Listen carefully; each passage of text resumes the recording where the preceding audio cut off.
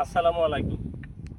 আজকে ঈদে মিলাদুন্নবী 26শে আগস্ট, রোজ বুধবার।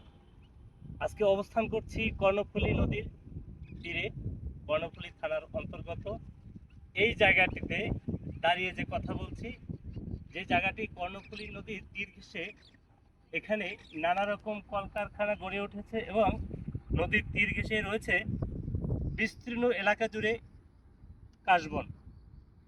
কাশবনের এই সাদা ফুলগুলো দেখতে বেশ চমৎকারই লাগছে। প্রিয় দর্শক বন্ধুরা, আমরা আজকে ফ্যামিলি ট্যুরে বেরিয়েছি। আজকে যাচ্ছি ডাঙ্গারচর এবং এই ডাঙ্গারচরের একটি এলাকায় আমরা অবস্থান করছি। এই ডাঙ্গারচরটি সবুজ শ্যামল গাছপালা ঘেরা একটি রাস্তা এবং দিগন্ত জুড়ে যেখানে আছে ফসলের মাঠ, সেই ফসলের মাঠ আমরা আজকেই ঘুরে আসব। সেই পর্যন্ত আপনারা আমাদের সাথে থাকবেন।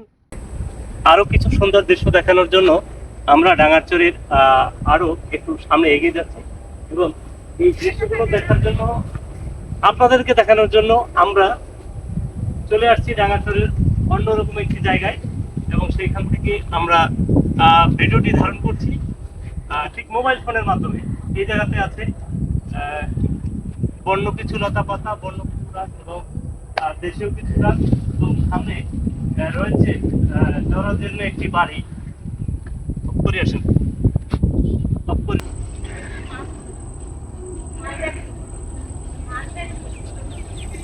দর্শক, আমরা দেখতে দেখতে ডাঙ্গারচরে অনেক কিছু দেখে ফেললাম এবং এই জায়গাটিতে আমরা যে অবস্থান করছি, এখানে রয়েছে মরা গাছ, জীবিত গাছ এবং রয়েছে একটি পরিত্যক্ত বাড়ি। সেই বাড়িটি দেখি কেমন, আমরা সেটি আসলে দেখব এবং আপনারা আমাদের সাথে থাকেন, আমরা দেখতে থাকি। এখানে আছে নানা রকম গাছ আর তৈরি ছোট একটি সেমি পাকা বাড়ি।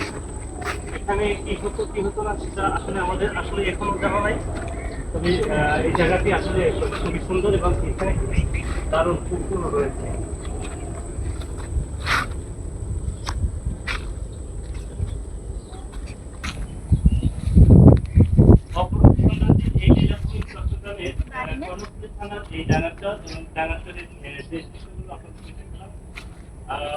অবশ্যই এই জায়গাটি অনেক সুন্দর এবং ভালো লাগার মতো একটি জায়গা।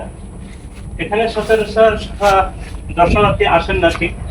আমরা যারা এই জায়গা থেকে খুব কাছাকাছি একটু জায়গায় আছি, তারা হয়তো মাঝে মধ্যে এখানে চলে আসে এবং মন জোরানোর মতো একটি জায়গা। এখানে সবুজ শ্যামল পথটা এবং এই জায়গায় আমার অনেক ভালো লাগে, তাই মাঝে মধ্যেই আমি চলে আসি এই জায়গায় ঘুরতে।